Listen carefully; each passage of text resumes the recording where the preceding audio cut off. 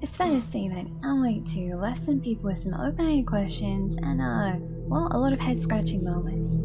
In this video, I'm going to do my best to explain the ending and, hopefully shed some light, bring some clarity on certain theories and, other observations I've made. It's not made explicitly clear to the player what exactly is going to go down in the final ending. But what we do know after seeing Alan and Saga discuss the possible ending outcomes, we know that seeing as Alex Casey is partly Alan's creation, we know he's not a suitable host for the darkness. Together, Alan and Saga decide to use this information to their advantage.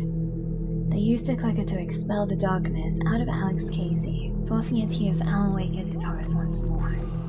And so, with a gun in hand and armed with a bullet of light, Saga draws her gun and shoots Alan directly in the head. Here is where some questions might pop up for you. For one thing, where'd the bullet of light come from? And with the clicker, how'd they get the clicker back? Well, all of this involves Alice, and I'll do my best to explain this in just a moment and hopefully shed some light on it. And then just before the credits roll, we're left with Alex Casey asking Saga, is it all over?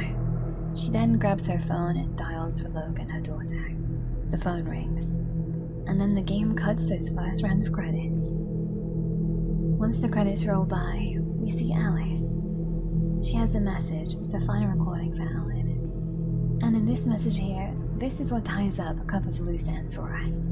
Let me explain. So in this recording, Alice says that she's met with an organization, the organization being the Federal Bureau of Control.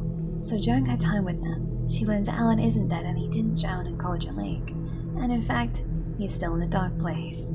She also gets all of her memories flooded back to her about her experience in the dark place. It's her in the recording that she confesses that she didn't mean to mislead Alan. And what she's referring to here is that she actually faked her death to Alan. And I believe she had to do this, because as we find out in the end of the game, just like in the first Alan Wake with the line, "It's not a lake, it's an ocean," Alan leaves us with his final words of, "It's not a loop, it's a spiral." And what I believe this means is that the dark place isn't constantly looping, and in fact it's a spiral. And in order to get out, you must spiral deeper into it. And this is why I believe Alice faked her death. I think she did it so that Alan would fall deeper into the spiral to get him where he needed to be, to escape the dark place and fix the events that have happened. So after this recording finishes, we're shown Alan jolting to and waking up. And that's why he says the lines, "It's not a loop, it's a spiral." So, this gives us confirmation that Alan isn't actually dead and the bullet of light didn't kill him, and it was actually used to expel the dark presence out of Alan. But whether or not it defeated it, or just essentially expelled it and sent it back to the dark place, isn't fully clear yet. At this point, I definitely had some questions about this bullet of light, where it came from, and how the clicker got into the dark place. So let me try to explain this with the little information that we do have. What we do know is that while Saga was in the dark place, she received 2 calls, and I believe this caller was Alice, and she was reaching out to Saga in hopes to help Alan from the dark place.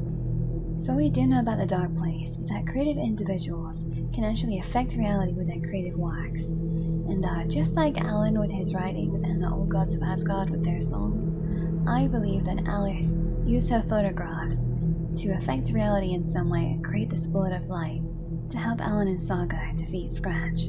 And so this leads us to the clicker next, and how it got back into the dark place and into the hands of Alice.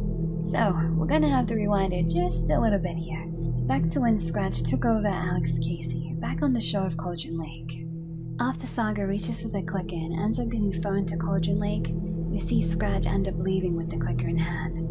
He ends up using the clicker to create a gateway to an alternate reality, and there we see him drop the clicker. The clicker then falls back into the dark place through the portal, back into the hands of Alice once more. And this is where she ends up placing in the shoebox for Saga to find later on. So to conclude, it was Alice's action that ended up helping Alan and Saga defeat the dark presence with the help of the bullet of light and the clicker. I hope this has given you enough insight and helped clear a couple things up that might have confused you about the ending. There are still a lot of things that I have questions about. For one, we know that Odin and Thor are still in the dark place, and that's been left pretty open-ended. I'm hoping maybe we're gonna get some DLCs involving those two. Also, let's not forget Sheriff Tim Breaker. He is still fully in the dark place and probably still has his hunt going for Welland Door, trying to figure out who he is and what's his role in everything. And with that being said, let me quickly jump into my theory about Mr. Door. There's been several moments throughout this game that have kind of made me conclude that potentially Mr. Door could actually be a relative of Saga, and I'm somewhat leaning towards that he could be her father. But before I get ahead of myself, let me explain how I got to this theory. So, Tim Breaker actually mentions in the game that Mr. Welland Door was struck by lightning and then went missing after that.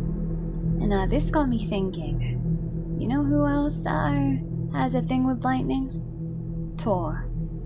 And we know that Saga doesn't actually know her father, and during a conversation with Odin and Tor, when she asks about her father, Tor says the words, "Some doors are better off left closed," which I thought was an interesting phrase to use considering we know that Tor didn't particularly like Saga's father, and we know that Mr. Door was struck by lightning, which has me thinking that putting two and two together, maybe something happened, that Tor is the reason that Mr. Door is in the dark place.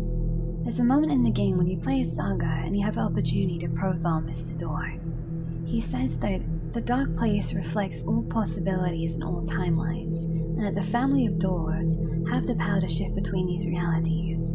And I noticed that Saga seemed to be able to just leave the dark place pretty easily, which made me think that she potentially could be a member of this Door family. Not to mention that throughout the game, Saga has been able to kind of open these doors to the dark place pretty easily, which makes me think and further conclude that potentially she really could be the daughter of Mr. Door. And alongside her seer abilities, she's probably a pretty special and powerful individual. And so my final clue that I put together that potentially they could be related is that during the last conversation that Alan Wake and Mr. Door have together, he kind of threatens Alan a little bit and says that Alan keeps opening doors and that he's put someone in harm's way that he cares very much about, which made me think, and I would say that person is probably Saga and her daughter Logan. And so maybe this is further evidence that they really are related. But that's just my theory. If you guys have any theories, feel free to put them down below, I'd love to hear them. And without further ado, thank you so much for watching, and until next time, I hope to see you around.